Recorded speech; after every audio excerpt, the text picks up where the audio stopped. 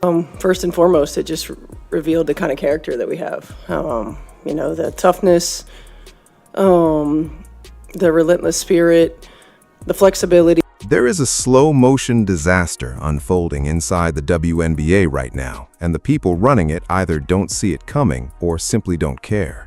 We're not talking about a bad stretch of games. We're not talking about a rough season. We are talking about a full-scale institutional meltdown. A league actively, aggressively, and almost incomprehensibly sabotaging the single greatest opportunity it has ever been handed in its entire existence. And the most disturbing part? The people causing the damage aren't outsiders. They're not rival leagues or hostile takeover artists.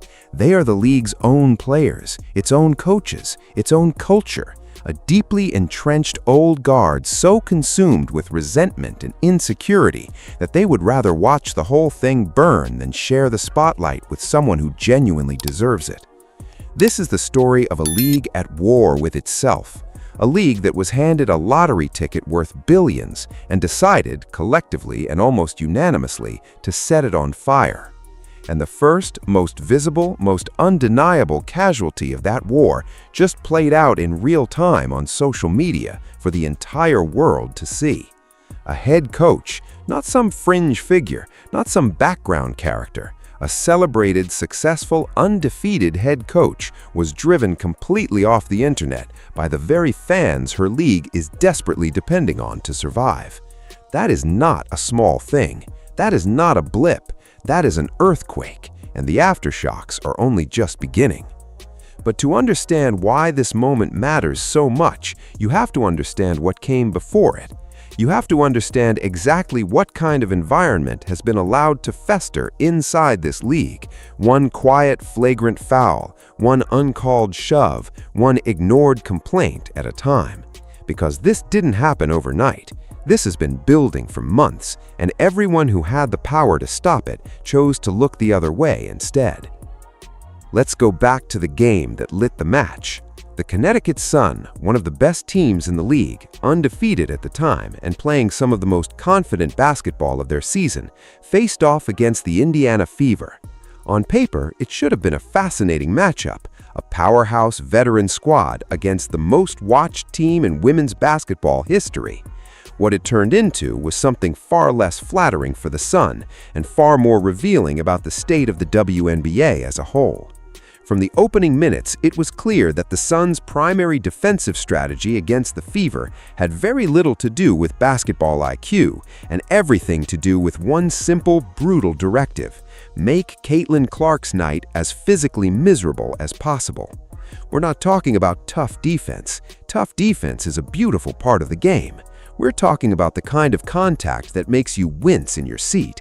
Hip checks thrown into her body when she didn't have the ball, shoves absorbed away from the play where the cameras barely catch it, hands that grab and hold and push in ways that would draw whistles if anyone else on the court were on the receiving end. It was physical, it was deliberate, and to anyone watching with honest eyes, it was obvious.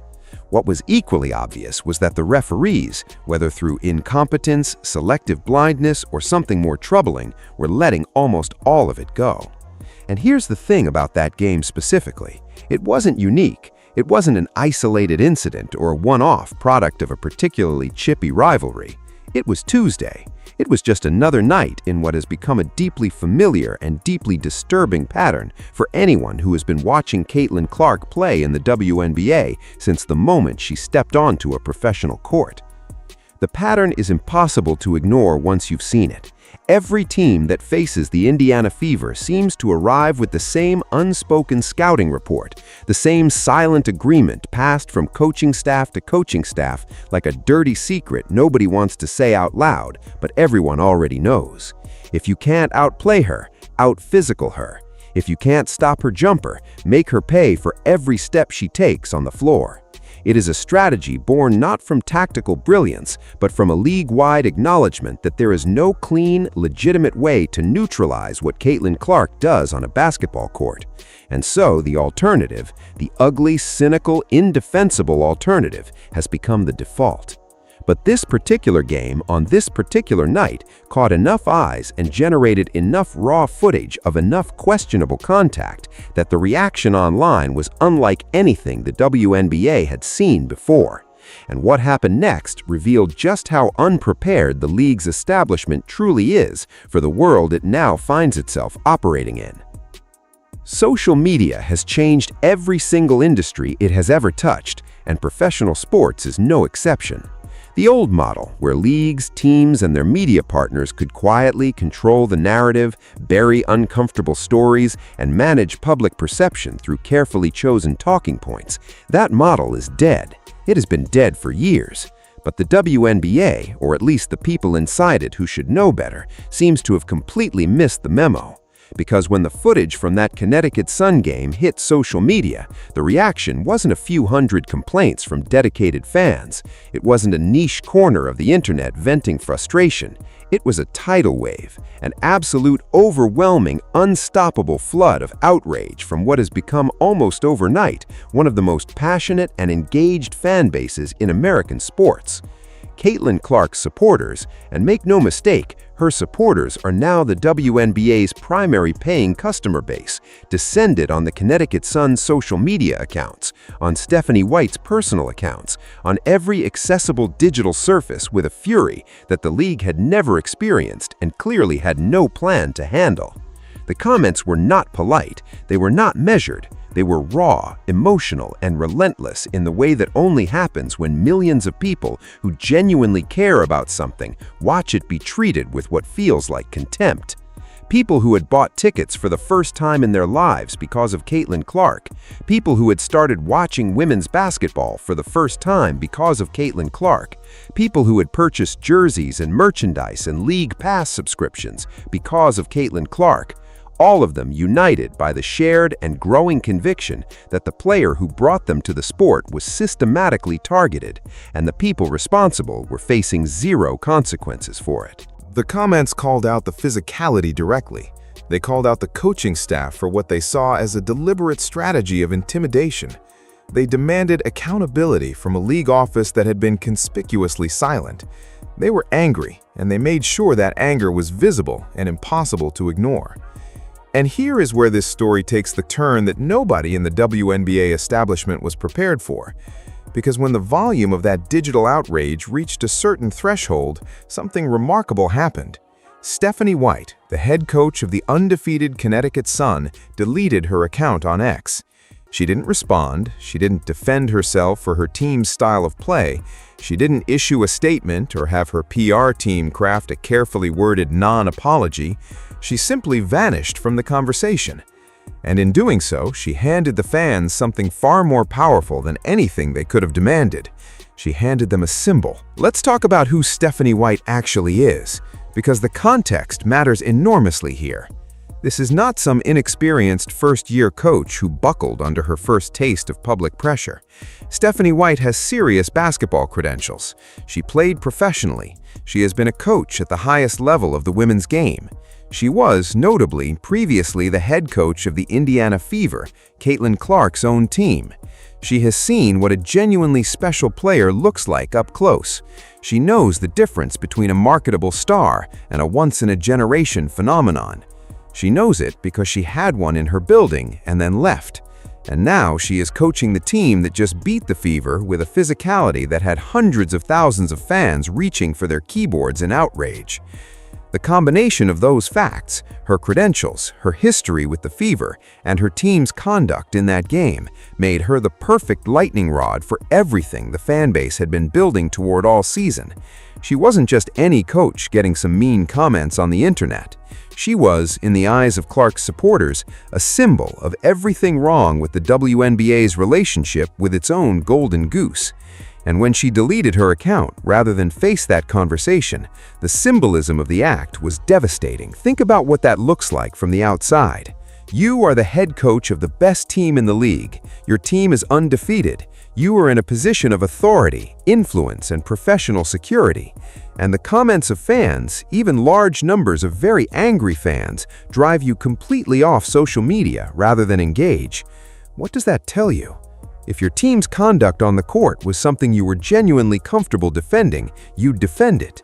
Coaches defend their decisions all the time. They face hostile press conferences, contentious interviews, and angry fan bases. That is part of the job description at the highest level of professional sports. The retreat, the deletion, the disappearance from the conversation. To millions of people watching this unfold in real time, it read as one thing and one thing only. She knew. She knew that what happened in that game was not defensible. She knew that no amount of "that's just physical basketball" or "welcome to the pros" spin was going to land with the people asking the questions. And so she chose the only option that felt safe. She chose silence. But in sports, in the age of social media, in a moment this charged, silence doesn't make you invisible, it makes you guilty. And the fans, who were already convinced that something coordinated and deliberate was happening to Caitlin Clark, took that deletion as confirmation of everything they had been saying. This is the part of this story that requires the most uncomfortable honesty. The part that the mainstream sports media, with its carefully maintained relationships with league officials and its deep financial incentives to keep access and avoid controversy, refuses to say clearly and directly.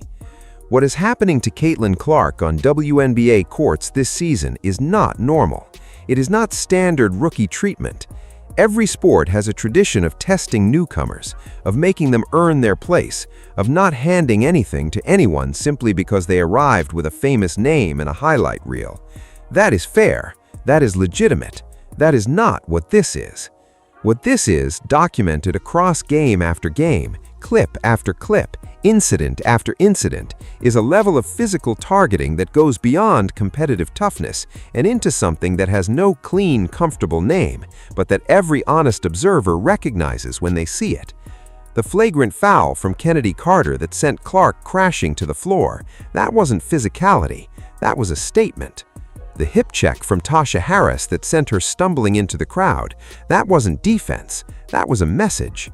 And the fact that these incidents keep happening, with officiation that oscillates between strangely lenient and outright negligent, raises questions that deserve real answers rather than dismissive talking points about how the game is played. The referees are a story unto themselves in all of this. There are really only three possible explanations for the consistency with which the most egregious contact directed at Clark goes uncalled, and none of them are particularly comforting. The first is simple incompetence, that the officiation crew in the WNBA is not equipped to manage games at the level of intensity and speed that Clark's presence has brought to the league. The second is the kind of passive enabling that happens when officials are conflict-averse, when calling a flagrant foul on a veteran player in a loud building feels more professionally risky than letting it go. The third explanation is the one nobody in the mainstream press will touch with a 10-foot pole, but that hundreds of thousands of fans are discussing openly. That there is some level of institutional direction, spoken or unspoken, that has created an environment where Clark is simply not being protected the way any other player of her visibility and value would be. Whether it's incompetence, passivity, or something more deliberate, the outcome is identical. The league's most important player absorbs punishment that doesn't get called, game after game, while the people in charge issue statements that say essentially nothing and change absolutely nothing. And the fans who are watching all of this are not fooled. They have the video, they have the receipts, and they are getting angrier by the day. To fully grasp the absolute madness of what is happening here, you have to zoom out and look at the financial picture. The cold, hard, undeniable economic reality of what Caitlin Clark has done for a league that was, by almost any honest measure, on life support just over a year ago. The WNBA before Caitlin Clark was not a thriving sports organization quietly waiting for its moment. It was a financial dependent, a league that had been subsidized by the NBA for decades, playing in front of half-empty arenas, generating viewership numbers that would embarrass a regional cable access channel, and existing largely as a goodwill gesture from a far more successful parent organization that could afford to absorb the losses. That was the reality, Not the PR version, not the optimistic press releases, but the actual reality that everyone inside the sport understood and most people outside it had never bothered to learn because there was simply nothing compelling enough to draw their attention. Then, Caitlin Clark declared for the draft, and everything changed. Not gradually, not incrementally, overnight. The kind of overnight transformation that business schools will study for decades as one of the most dramatic single-person impacts on an organization's commercial fortunes in the history of professional sports. Ticket prices across the league didn't go up 10% or 20%. They went up over 200% in markets where Clark was scheduled to play. Arenas that had spent years papering the house with discounted tickets and corporate giveaways suddenly found themselves with actual waiting lists. Viewership numbers didn't inch forward, they shattered records. Games featuring the Indiana Fever were beating NBA playoff games and NHL matchups in the ratings, drawing audiences that the WNBA had never come close to attracting in its entire 30-decade history. Her rookie jersey became the fastest-selling draft pick jersey in the history of professional sports. Not just women's sports, not just basketball, but all of professional sports, every league, every era, every gender. And then came perhaps the most tangible, most practical demonstration of her economic impact, the charter flights. For years, WNBA players had been publicly and vocally complaining about the indignity of flying commercial on long road trips while their NBA counterparts traveled in private luxury. It was a genuine quality of life issue, a genuine safety concern, and a genuine PR problem for a league asking its players to compete at the highest level while treating them like minor leaguers. Years of complaints, years of lobbying, years of players speaking out publicly, and nothing changed. Then Caitlin Clark arrived, brought in millions of new fans and billions in new revenue, and suddenly the charter flight problem was solved. One player, one season, done. The economic argument for her value to this league is not debatable. It is not a matter of opinion or perspective. It is documented, quantified, and staggering in its scale. Which makes what the WNBA is currently allowing to happen to her not just a sports story, it's a business catastrophe in slow motion. And to understand just how catastrophic, you only need to look at one historical parallel that is so perfectly on point, it almost seems too convenient. Cast your mind back to the 1980s and early 1990s. The NBA had a player, a young, extraordinarily gifted player who had arrived in the league already carrying the weight of enormous expectations and was delivering on every single one of them. Michael Jordan. A player so transcendent, so commercially powerful, so fundamentally important to the future of his sport that the league's survival and global expansion were inextricably linked to his success. And there was a team, the Detroit Pistons, the Bad Boys, famous for their physical, borderline thuggish approach to the game, whose primary strategy for dealing with Jordan was to make every single moment he spent on the court as physically punishing as possible, to hack him, shove him, batter him, and try to break him through attrition if they couldn't stop him through skill. It was called the Jordan Rules, and it was effective for a time. But here is the crucial difference between that situation and what Caitlin Clark is currently experiencing. The NBA, specifically Commissioner David Stern, understood with complete clarity that allowing those tactics to go unchecked was an existential threat to the most important thing they had. So the rules changed, the officiating changed, the message was sent loudly and clearly that Michael Jordan would be protected. Not because the league liked him more than other players, but because protecting him was protecting the league's own future. The WNBA is currently in its Michael Jordan moment. Caitlin Clark is that player, the transcendent talent whose protection and success is inseparable from the league's survival and growth. And instead of being David Stern, the people running the WNBA are choosing to be the bad boys. They're watching their most valuable asset absorb punishment that should never be allowed and responding with a deafening, damning, inexplicable silence.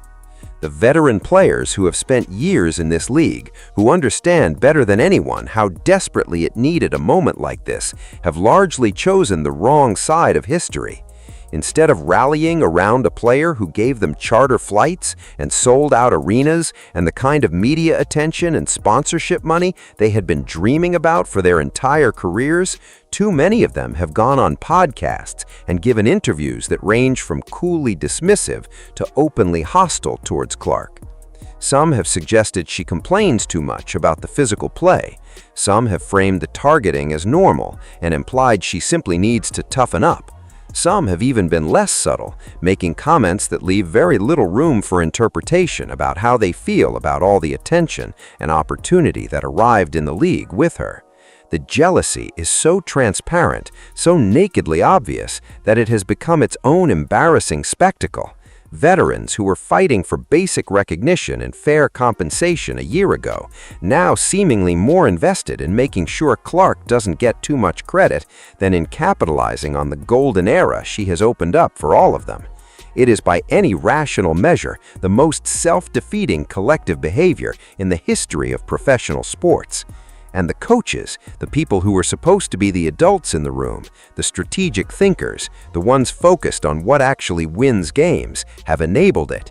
They have built game plans around it, and when called to account for it, at least one of them has now retreated from the conversation entirely, rather than face what her choices in that arena actually looked like to the millions of people watching. The voice that matters most in all of this is not the leagues. It is not the mainstream medias. It is not the veteran players who are too invested in their own grievances to see clearly. It is the voice of the fans, the actual human beings who are choosing to spend their time and money on this sport when they have 1,000 other options available to them. And those fans are not confused about what they're seeing. They are not being manipulated by bad faith media narratives or tricked into an outrage they don't genuinely feel. They are watching games with their own eyes, forming their own conclusions, and arriving at a verdict that the WNBA establishment finds deeply uncomfortable, precisely because it is so accurate. The fans see a player being singled out for a level of physical punishment that her peers do not absorb. They see officials who seem reluctant to protect her the way the rules of the game require. They see a culture of resentment from established players that is openly hostile to the very phenomenon that gave their league a future. And they see a league office that responds to all of it with the kind of corporate non-statements that are designed to say as little as possible while generating the smallest possible controversy. They are not imagining this. The video evidence is extensive and available. The pattern is clear and consistent, and the contrast between what happens to Clark on the court and what the league's official response looks like has created a credibility gap that is growing wider and more damaging with every game that passes without meaningful action. The comments from fans across social media, across YouTube, across every platform where this conversation is happening, paint a picture of an audience that has moved well past frustrated and is rapidly approaching something closer to genuinely alienated. These are not lifelong, hardcore WNBA fans who can be expected to endure frustration and remain committed to the product regardless. Many of them are first-time women's basketball watchers. Many of them are people who had never attended a WNBA game before last season and are now buying season tickets. Many of them are younger fans who are just beginning to form their relationship with professional sports as a category, deciding where their loyalty and their dollars are going to go for the next several decades. Losing them is not a temporary setback that a strong PR push can fix. Losing them means losing the foundation of the entire new audience that Caitlin Clark built. And once that foundation cracks, Rebuilding it would require another generational talent arriving under better circumstances, a scenario that becomes less likely with every game the league allows this cycle of resentment and targeted physicality to continue. The corporate sponsors who have signed on with the WNBA in the wake of the Clark boom are paying attention to all of this too. Sponsors do not stay in complicated, controversial, and reputationally risky situations out of loyalty. They stay as long as the association serves them and leave the moment it stops. A league that cannot protect its marquee player, that cannot manage its internal culture, that cannot present a product that sponsors can stand behind comfortably, that is a league whose sponsorship base is on borrowed time. Parents who might otherwise encourage their children to follow women's basketball, who might buy kids' jerseys and bring families to games, will not do so if the dominant narrative around the league is one of bullying, institutional indifference, and a toxic culture that rewards the wrong kind of toughness. So what does a competent response to this crisis actually look like? Because it is worth being clear that the answer is not complicated. It is not some elusive, sophisticated management challenge that requires months of consultants and strategy sessions to figure out. Every successful professional sports league in the world has already solved this problem, not in the context of Caitlin Clark specifically, but in the universal context of protecting stars whose value to the product is so enormous that the league's own health is inseparable from their well-being and success. Look at the NFL and what happens when a defender breathes too aggressively on a starting quarterback. Roughing the passer, unnecessary roughness, personal fouls that move the chains and come with hefty fines in the offseason. The protection of the quarterback position is so deeply embedded in NFL officiating culture that defenders have to fundamentally recalibrate their instincts to avoid penalties.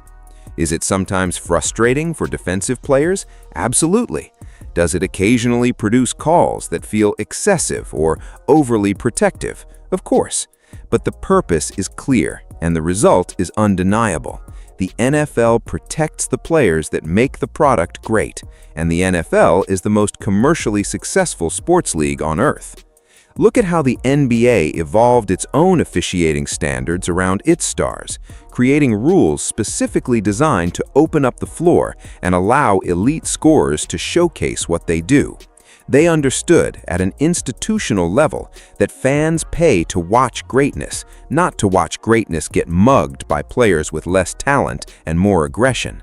They built their rules and their officiating culture around protecting that viewing experience, and in doing so, they built the most globally beloved basketball league in history. The WNBA has the blueprint, it has the example, it has the proof of concept sitting right in front of it in the form of two leagues that figured this out decades ago. What it apparently lacks is the institutional will, or perhaps the institutional courage to implement it, because implementing it would require standing up to veteran players who have real influence in the locker rooms and real relationships with the league office. It would require sending a message that the era of getting away with targeted physical play against the league's most important player is over, and that the consequences for continuing it will be immediate, significant, and very public. It would require the kind of clear-eyed leadership that prioritizes the long-term survival and growth of the institution over the short-term comfort of avoiding conflict with its established power structure.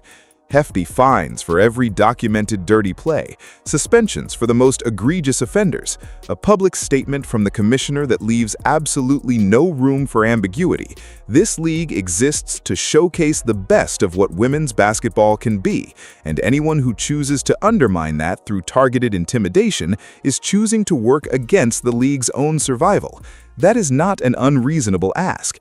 It is the minimum viable response from a competent administration facing an existential challenge to its own legitimacy. The window for that response is not infinite. Every game that passes without it, the damage compounds. The fans who are currently outraged are still there. They are still watching, still commenting, still passionately invested. But outrage has a shelf life. People who feel repeatedly ignored eventually stop engaging and simply leave. The casual fans, the ones who make the difference between a niche product and a mainstream success, are especially susceptible to this. They came because Clark made the league exciting and worth watching.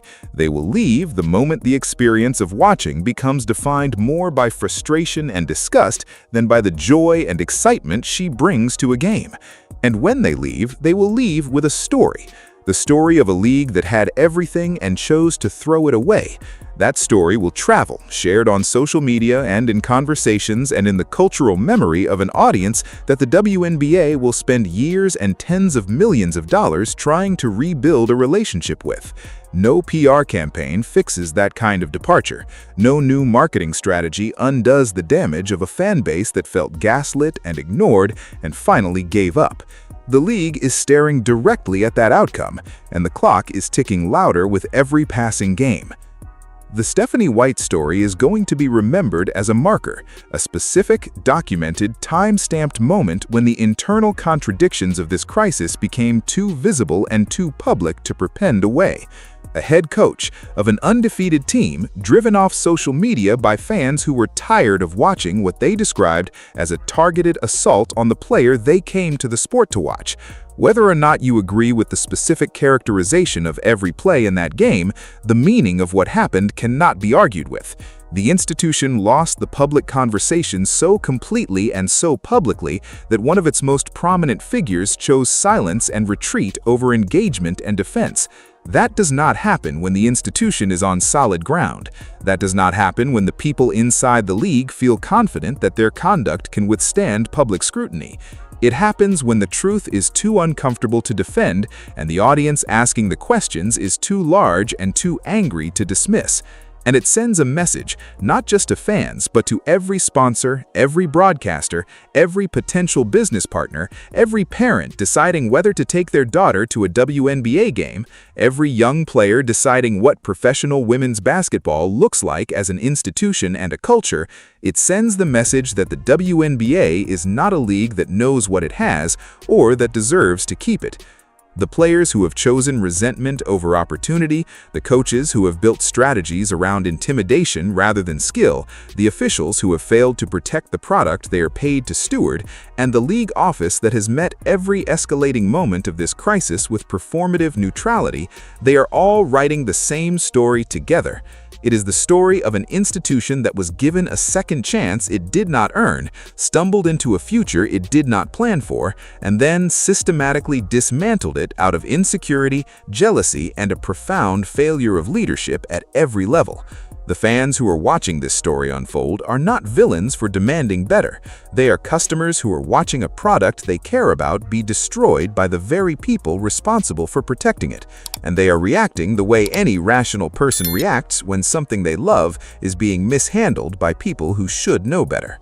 The question the WNBA has to answer, and it needs to answer it quickly, decisively, and in a way that is felt throughout the entire organization, is simple.